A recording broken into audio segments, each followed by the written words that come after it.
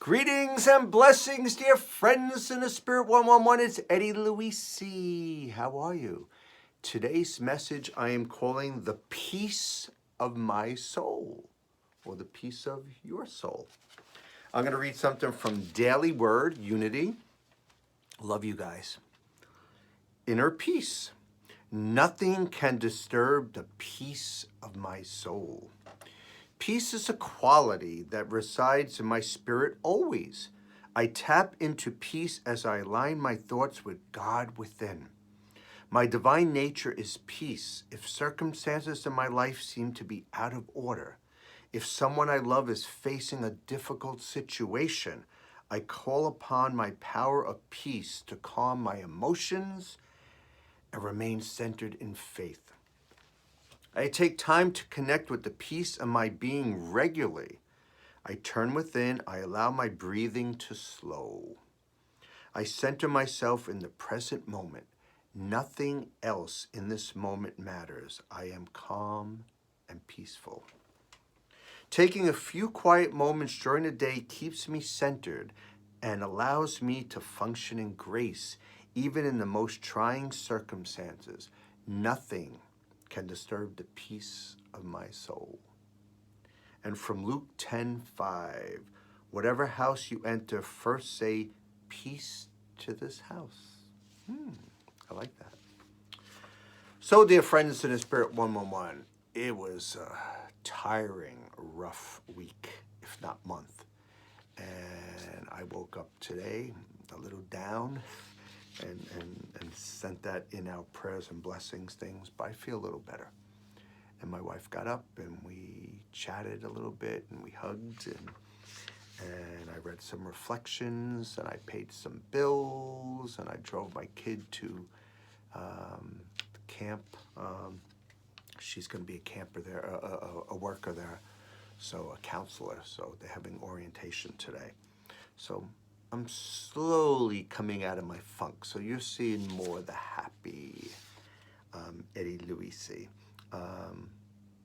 But yeah, you know, when times are rough, and it could be a day, a week, a month, a year, it could be a moment, just stop, breathe. If you need to close your eyes, if you need to put your hand on your heart, whatever you need to do. My dear friend from ABC, Good Morning America, Dan Harris, wrote the book 10% Happier, has a podcast. He's doing wonderful things. And Dan, if you see this video, maybe one day we could work together and I could help you out in your mission and help me out with Friends in the Spirit 111 and Fences Coming Down. So, I just booked the tickets to Revsteph and Jubilation. I met Revsteph and Jubilation, around 8 of the Jubilation choir, around a month ago. Dionne Warwick was on GMA, and she was singing a song, and Revsteph and Jubilation had the background singers there. And we hit it off. I gave them my business card, and we chit-chatted, and I told Revsteph that I wrote a song a while ago called Faith, Family, and Friends, and I think some of you guys heard the demo of that. Roger Ryan of Nashville, my dear friend, who was the keyboard player for Winona, but he's a producer, he has his own record company, he's a keyboard player, he's a singer, a writer, composer, he does everything, and he's a wonderful soul, and we've been connected. We are friends in the spirit. And Roger, Revsteph Jubilation, we're going to work together after this concert, after next week, to work on my song, Faith, Family, and Friends. So I know it's going to be unbelievable, and I am praying, and I am believing that we're going to produce this song. It's going to get on Good Morning America, Strahan and Sarah, and great things are going to happen. It's going to touch people's lives and hearts. But in the meantime, June 22nd, tickets are still available. So if you want to go, it's in Newark, New Jersey. So God bless you, and thank you. So, you know, I told you the July issue, Science of Mind, I'm going to be in it, or I am in it. So if you could get it, scienceofmind.com. If you could order it, great.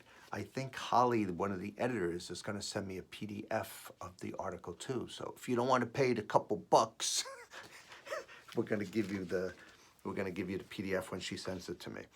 But I want to just read a couple little things from Holly, who's the editor, and Julie, who was the writer, and both dear friends in the spirit. From Holly, dear Eddie, there is nothing that, oh, by the way, I sent them an email thanking them and saying how I was so happy and so blessed, and the article and the layout was fabulous. I mean, it really, really, really was. There is nothing that makes me happier than reading emails like yours. You seriously made my week, and your story has inspired me personally in so many ways. We are blessed to create with you and share your wisdom and practices with the readers.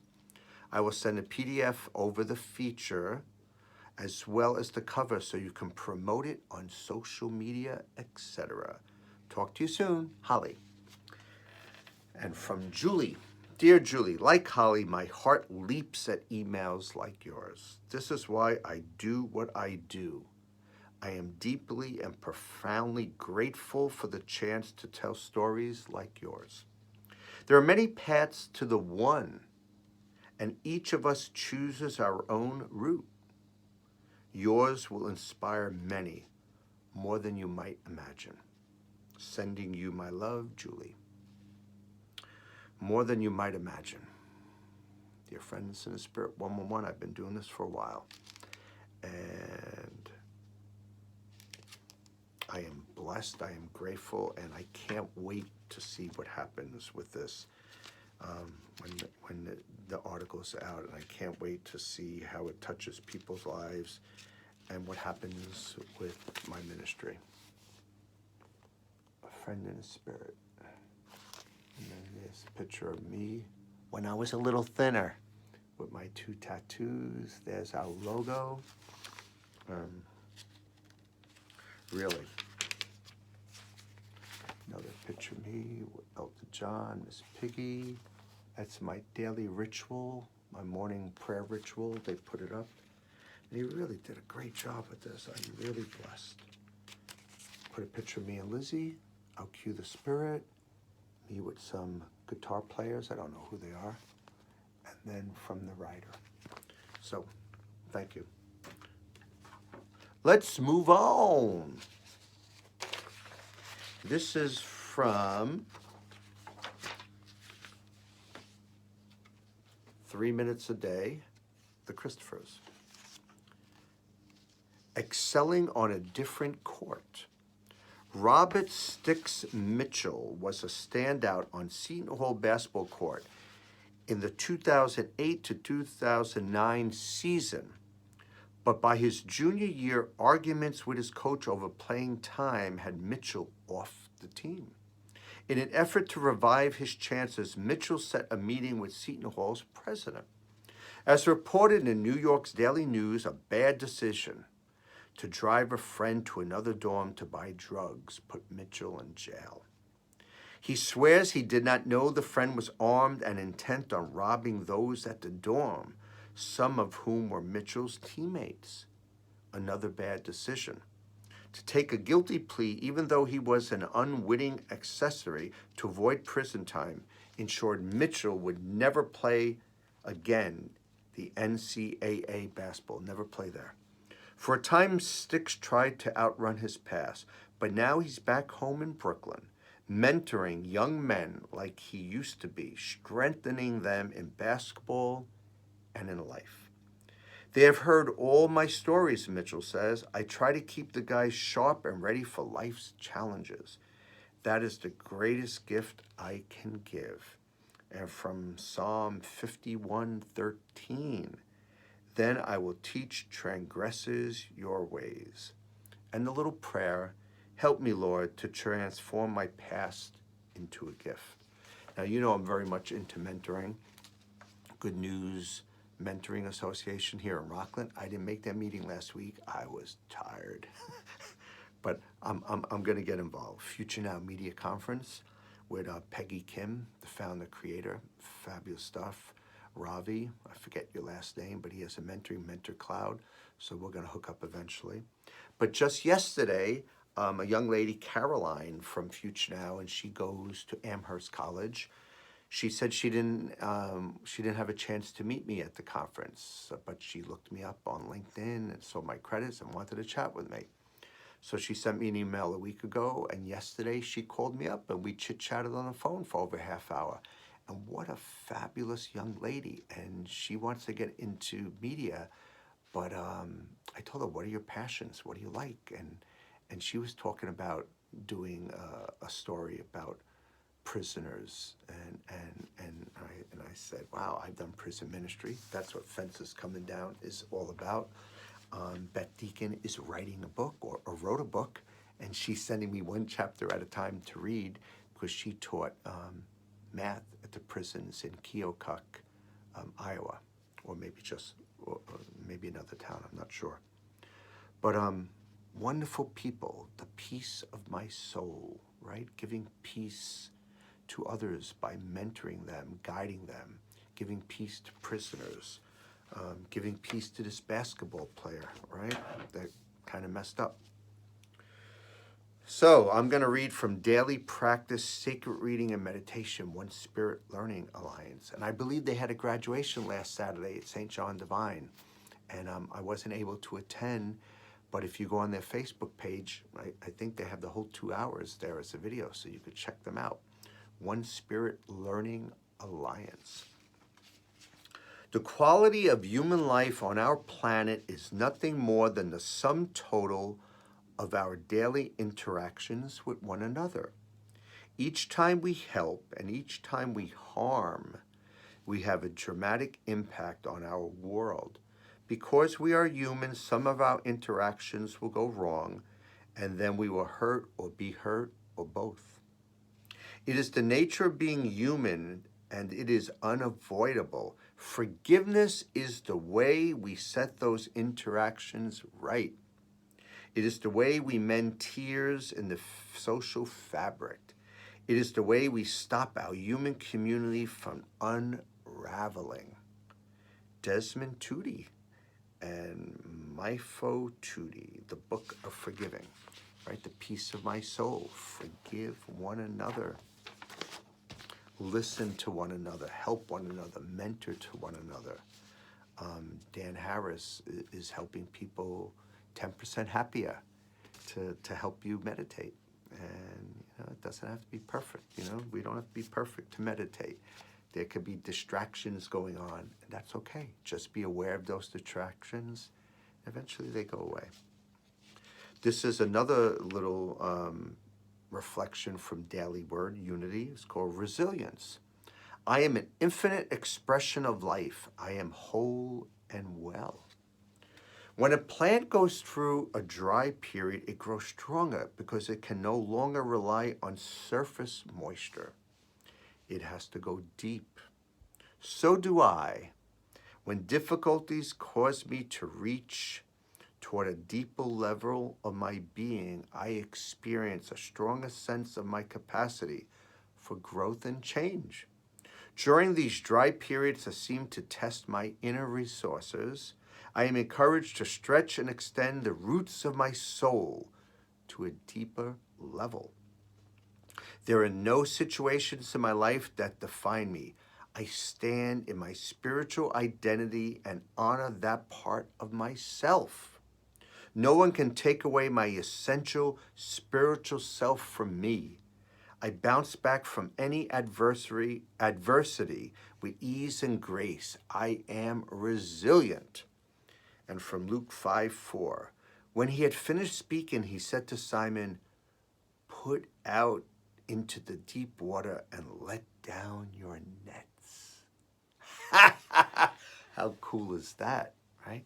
Let down your nets. I mean, if you're a Christian and you read the Bible, even if you're not Christian and you read the Bible, right? We're talking about Jesus saying to Simon Peter and to all the other disciples that were there, go back out and put down your nets, and they caught all these fish. So when you're having rough times, go deep in your soul. Meditate, breathe, stop, relax, and trust me, I've had some moments this week. It's been rough. Like I said, this morning I woke up kind of down, but I'm turning it around. And sometimes the best way to turn it around is to give back, right?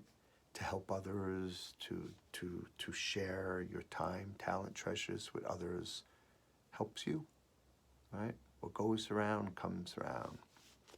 I am going to end with Science of Mind magazine, not my story. It's called The Gift. And I think this is like an animal type thing. So when you listen to this, think of an animal. First of all, okay, I'm going to go right into this. If you are reading this magazine, you are a friend, even if Murphy and I have never met you. I think Murphy's a dog. I know things about you that you may not have fully realized. Your imagination, creativity, love, and kindness are awesome. You are able to dream dreams larger than yourself, and you are willing to take risks every day that no one could have imagined. You have more courage than you or others can see, and no matter how many times you have fallen down, you have always gotten back up.